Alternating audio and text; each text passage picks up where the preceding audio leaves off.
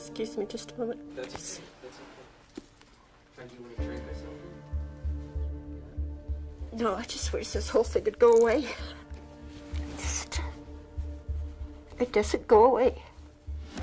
Most certainly the people who have this information, for the most part, would love to share it with their loved ones, to share it with their grandchildren, to share it with humanity in general. We're not paid a penny for anything.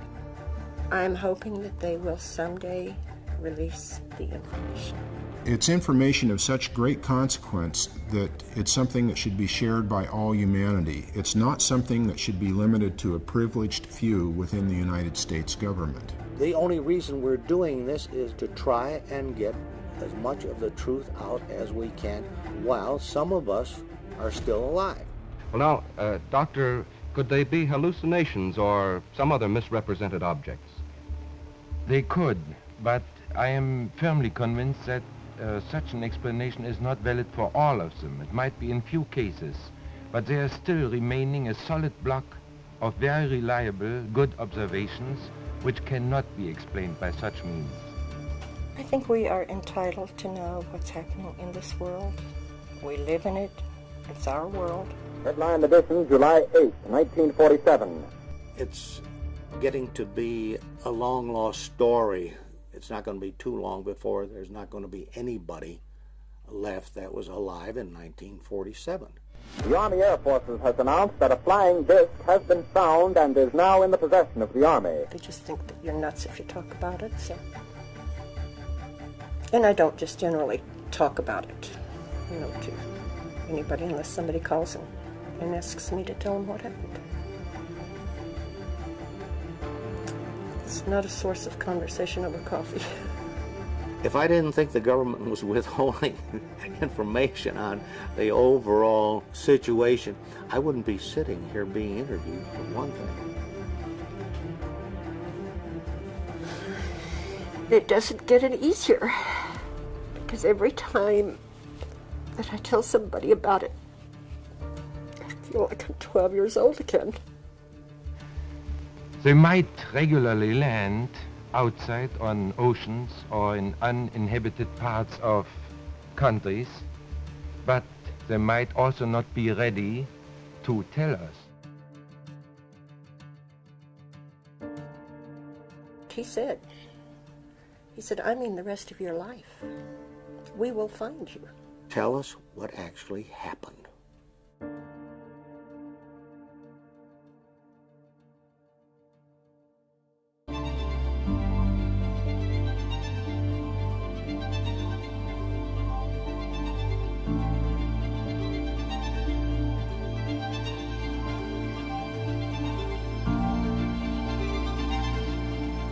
When you look at the consensus of UFO researchers around the world, when it comes to these documents, and it's like, oh no, not the alien autopsy again. I thought we'd done that. I thought we'd proved it's a fake. Let's move on. Let's forget about it, please. The leaked documents were sent to me by 3 different individuals the day before they were released online. I had no idea this was about to happen, but it just did.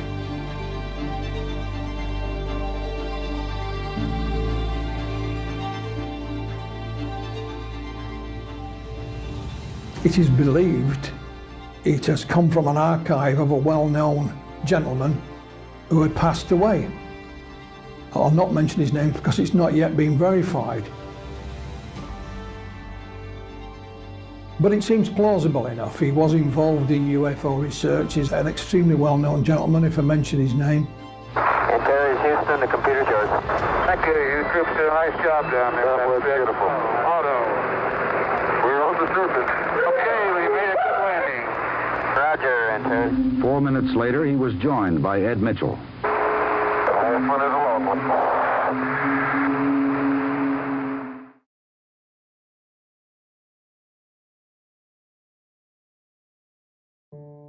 There's a number of people who are copied in on this email, and one of those who was copied in, I emailed them and asked them if the documents in question were authentic, And he said, off the record, Philip, yes, they are. The gentleman I contacted on email has refused to answer any more questions.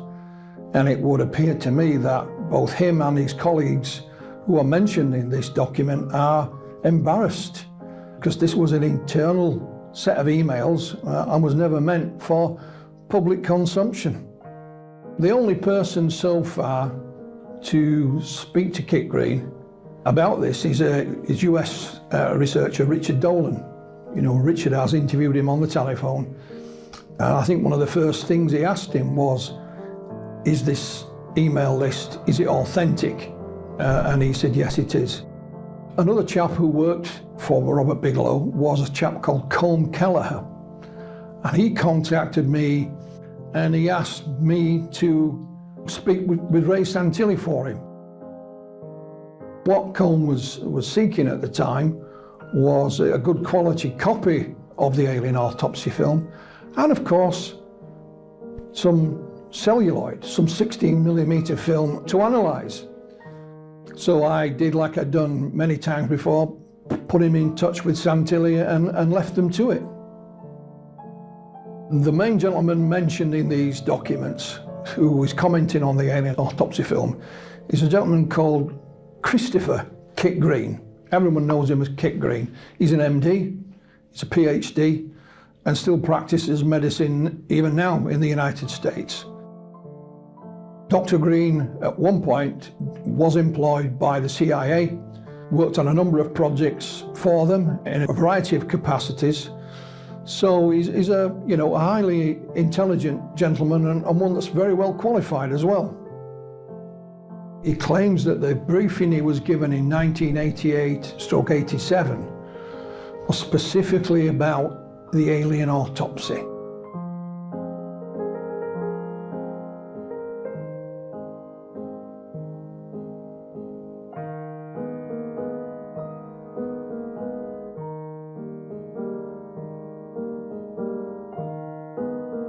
I think the main reason when you look at these documents is why they would want Kit Green to evaluate the alien autopsy film. There are two reasons. One is that in 1988/87, Kit Green himself says he was taken to the Pentagon and briefed and shown films that looked exactly the same as the alien autopsy film. But also, he's an MD. He's a medical doctor. So later in these documents, Dr. Kit Green, looking at the alien autopsy film itself, nothing to do with any briefing he'd had at the Pentagon, but he gives his own medical opinion on what he sees on that film. And he says, I think it's real. It's a genuine article.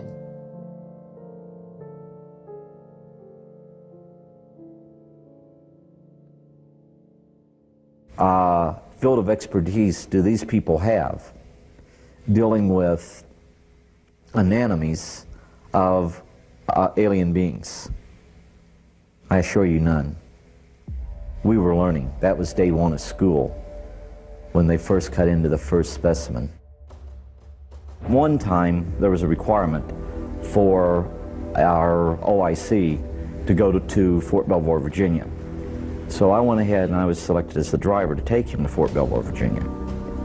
After we arrived there, he went to where the officers were meeting for a briefing. The drivers went to another location. There was myself and an airman first class, and we went inside to the balcony area, which had a plexiglass cover over where we could look down to where the officers were. When we looked down there, we found that they were watching films.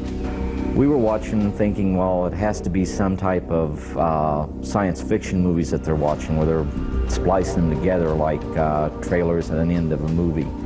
We couldn't figure out what type of movies they were. So while we were talking amongst ourselves, we looked around, we had two gentlemen come in and told us we were to follow them.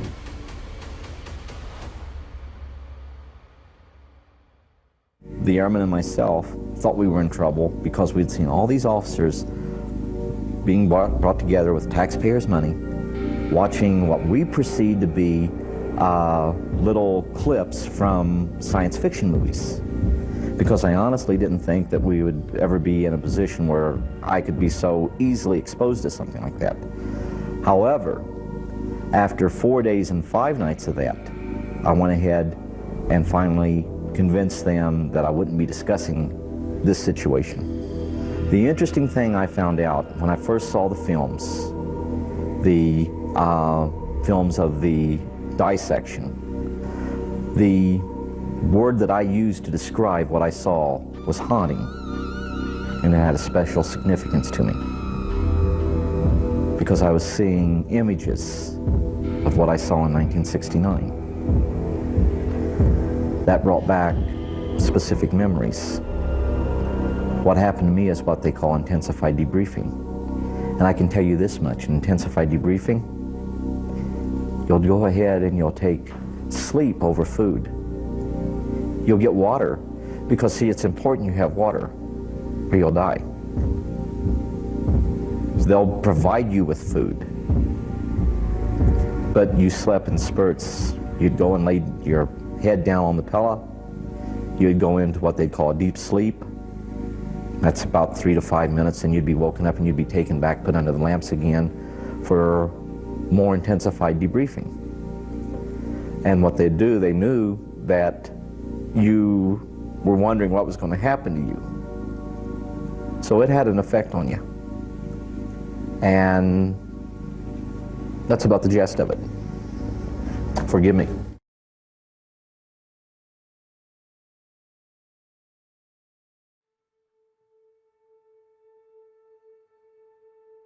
Is Kit Green saying that the things he saw in the 1980s were similar or the same as the being in the 1995 Santilli film? He emphasises it and actually spells it out in capital letters and says they are the same. Not similar, but the same. And of course, that's simply not possible. There are those that think that perhaps, Ray Santilli is not behind the invention of the alien autopsy film, nor is Spiros Milaris, but instead, for some mysterious reason, it's the CIA. There are a number of well-known UFO researchers, primarily in the United States, can't believe that someone of Kit Green's experience and standing would be fooled by a fake film. So there must be something more to it, and they believe that he was indeed shown other films, fake or real, by the CIA that look either the same or similar to the Santilli film.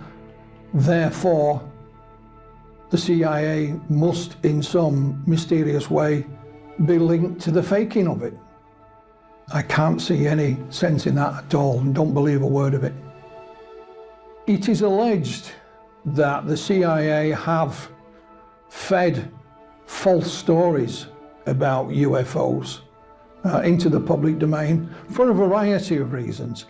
We do know for a fact that they did feed fake UFO sightings into the public domain to cover up overflights of their own spy plane. So they may have other reasons for putting fake alien stories into the public domain. If we jump back to Roswell, for example, some people claim that the alien aspect of it is a fake story to cover up what really did happen. But this is only speculation. Here you've got a scientist and a medical doctor being fed information by the CIA. Dr. Kit Green, who has now been interviewed by Richard Dolan, has changed his attitude somewhat. He believes now the film is a fake. And he says that the CIA lied to him back in the 80s. However, he does now still say that some of the film that he saw at the Pentagon, some of the aspects of it, like the creature's face and the hand and the room, were still the same as the Santilli film released in 1995. Now, whether it's the whole film or bits of it, they cannot be the same, because the film was only designed and made in 1995. So nothing in it can be the same as something seen back in the 1980s. It is simply not possible.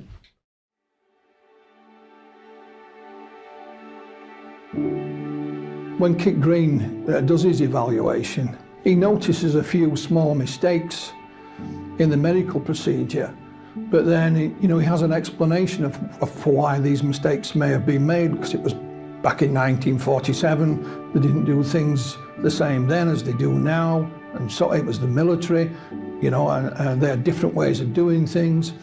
He speculates that if any tissue samples were taken, they would go to the Walter Reed Institution, which of course is based at Wright-Patterson Air Force Base, which we have mentioned before, and its links with UFO research.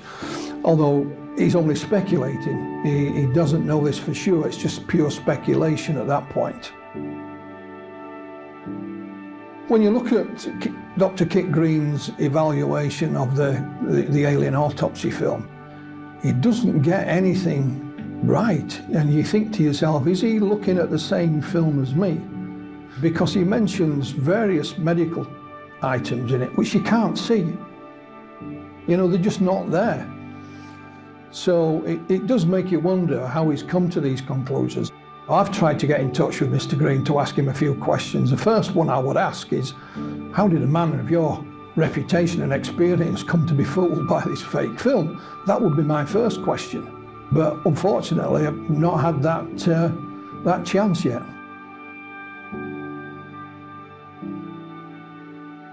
There's a number of things that are important about the memo. It shows you how someone with the knowledge and experience of Dr. Kit Green can be fooled by a piece of film. He wasn't alone. At the time when the film was released around the world, there were a number of physicians who went on the record saying it looks pretty authentic as far as the medical procedure is concerned. However, they wouldn't comment on what the creature on the slab was. He's gone that one step further. So it just shows you the impact that this film had, not just when it was released, but down the decades, and still does continue to have such an impact. I think the biggest revelation is that just when you think you've heard everything there is to hear about the alien autopsy film, and I have a huge archive of material on it, that something else appears and brings it back into the public domain again, and the argument starts from scratch. It was almost as if the 14 years I spent investigating it had been a complete waste of time.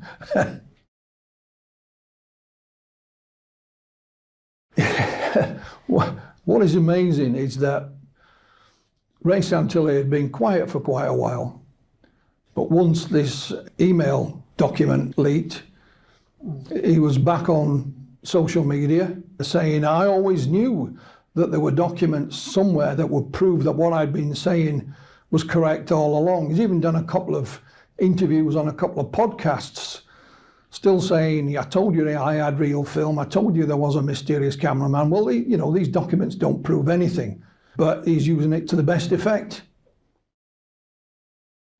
The Army Air Forces has announced that a flying disc has been found and is now in the possession of the Army. Army officers say the missile, found sometime last week, has been inspected at Roswell, New Mexico, and sent to Wright Field, Ohio, for further inspection. It's the one case that will not die. It is claimed that not only a UFO crashed, but there were dead alien bodies. It's rumoured that perhaps one of those creatures on board did survive for a short period of time. It's the case that will not die. It is shrouded in mystery. And even now, all those that were at Roswell or saw something around the time have all passed away. However, information still comes to light. It's lying in somebody's files or in a cupboard or, in the attic in a box. Just when you think you've heard everything there is to know about Roswell, something pops up and bites you on the backside. It really does.